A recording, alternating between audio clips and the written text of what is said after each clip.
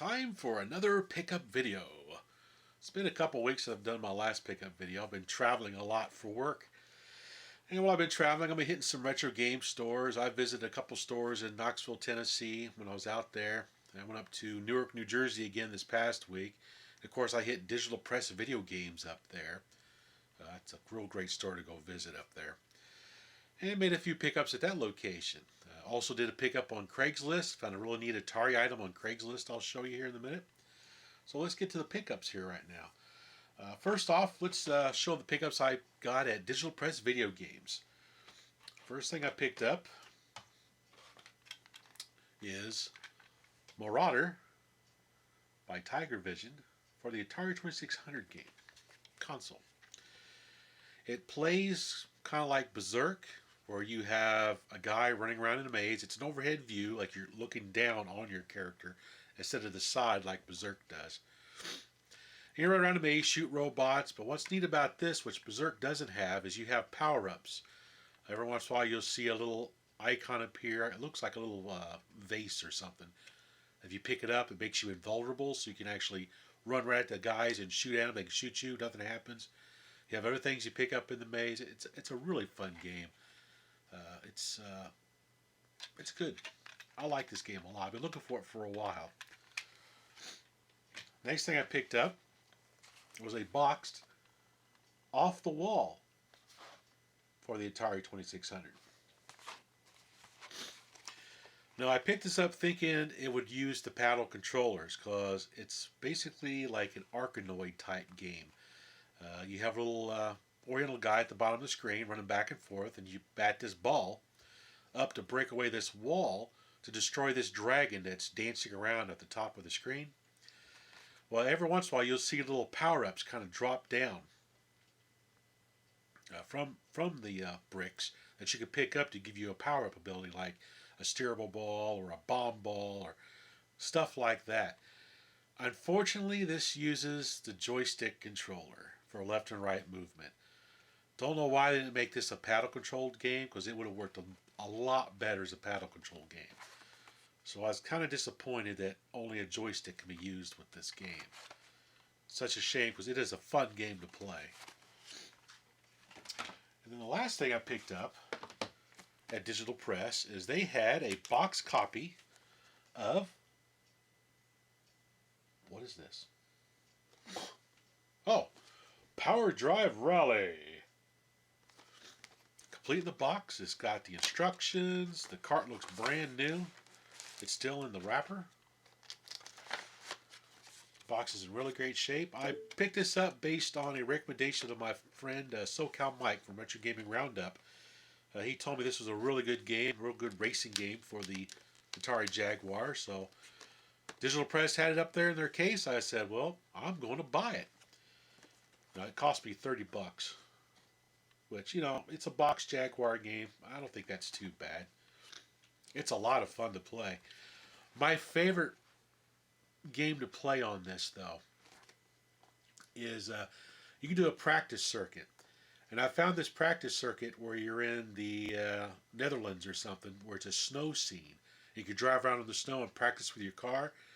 We can drive across the snow and do donuts and slide. There's like a little pond in there that you can hit with your car, and it's ice. It makes your car just spin right across the pond. It's like a lot of fun. I think I spent more time playing with that than I did actually playing the freaking game itself. But yeah, this is a really good racing game on the Atari Jaguar. I'm pretty impressed with it. Now here's some other. Now this stuff didn't come from Digital Press. These are some other pickups I've had while I was out and about traveling over the past 2 weeks. Picked up Jupiter Strike for the original PlayStation in the long box. Basically, it's a shoot 'em up game, outer space shoot 'em up game. You can actually go from a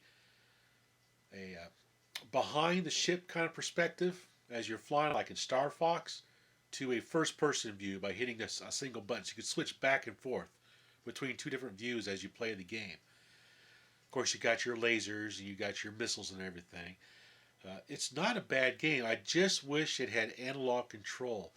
Being an earlier game, it only uses the directional pad. It doesn't use the analog stick at all. but it's still quite playable, even though it uses the directional pad. So if you like those outer space kind of shoot 'em up games, this one you may like. They sell pretty cheap. This was only $5 complete in the box. So I was pretty happy to get that. Then for my Atari 8-bit, I picked up a really neat game called Serpentine. Serpentine. Probably you can see this because it's green. I'm using a green screen, so you're probably seeing something else through this little hole right there, but oh well. Basically what this game is you have your little snake that's trapped in this maze. You have two other snakes that run around. You have to avoid the two other snakes running around in the maze, and you have to capture or eat these frogs that appear in the maze to make your snake grow longer and longer. The idea is, kind of like a nibbler, you want to get the longest snake possible to get the maximum points. Pretty good game. A lot of fun. Oh, one other pickup at Digital Press. I forgot to mention this one. I found a Coleco. Of course, it's green again, so you're not going to see all this.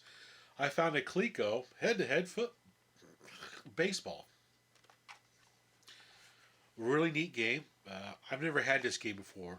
And of course, since I'm doing the Coleco Visions podcast, anytime I find something Coleco, I pick it up because I'm going to use it for the podcast eventually.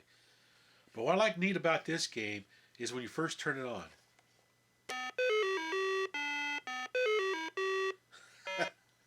That's pretty cool. A lot of fun to play. Now, I went on Craigslist and I found me a neat little Atari 2600 lot that on a whim I picked up because it said it had a bunch of different games. It came with like 30 or 40 different games. Nothing really spectacular in them, so I'm not even going to show them. They're all really common. But the console that was in the lot, this little 4-switcher right here, is actually one of the kind that says, not for resale, promotional use only. Right there.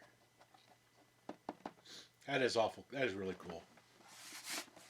So just because of that, I'll just throw this up on the shelf and keep it with the Vader I got in the 7800 and my Atari 2600 Junior and my Heavy Sixer. So that's pretty cool. Also in that box, at the very bottom of the box, was this poster. Well, not a poster. It's like a little pamphlet that gives you winning strategies to play E.T. the Extraterrestrial. So basically it says, fall in hole, extend neck, rise out of hole, fall in hole, repeat. No, it doesn't say that. I'm just joking. But anyway, it was kind of neat. I've not seen this before. I actually had the E.T. cart in the box. I don't remember seeing this. So I thought that was kind of neat to get a hold of. And then the neatest thing I found in the box was one of these old EEPROM carts for the Atari 2600.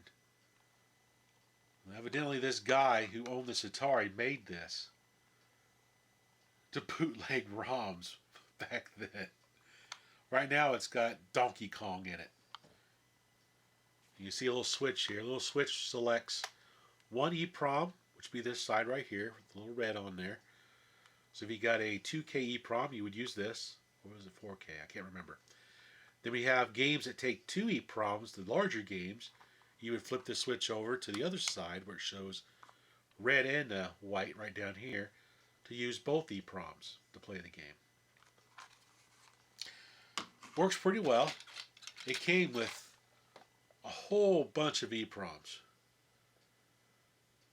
Now, I haven't got a chance to really go through all these yet, but there's there's Adventure in here. I see Cosmic Arc, Chopper Command. There's an Adventure and Defender in there. Quite a few games in this little case right here. So, just something to play around with. It's kind of cool to have. So, that appears to be all the pickups for this week. So, thanks for watching.